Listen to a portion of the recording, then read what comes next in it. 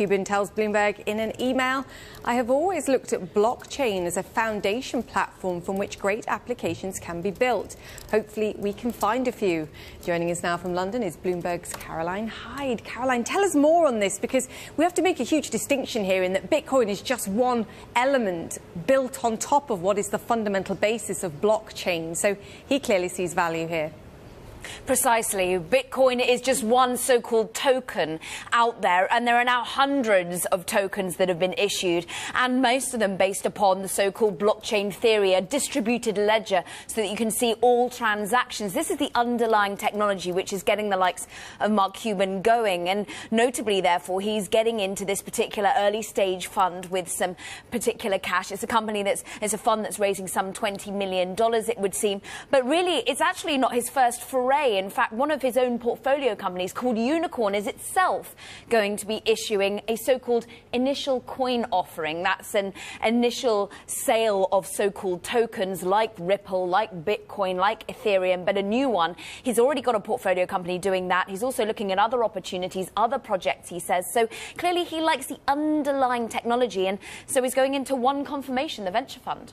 And is there anything different about One Confirmation's approach versus, because it's certainly not the only venture fund out there that's interested in blockchain and in cryptocurrencies?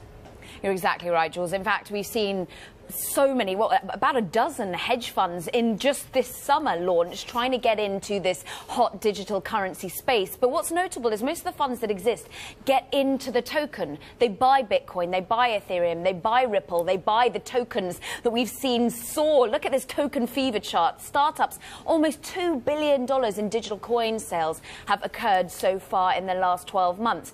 So they're buying those assets. What's different about One Confirmation is they're actually a seed fund almost. They're going to the company before the ICO, and they're putting money up to about $500,000 into the company, wanting to help with their strategy, the way that the company builds. And the quid pro quo is, hey guys, we therefore get your ICO, your token, when it offered, we get it at a discount. Quick question here as well. He hinted at a third crypto-related investment going forward, potentially even buying into the currency themselves. So do we have any hints or clues about what might be next on his agenda?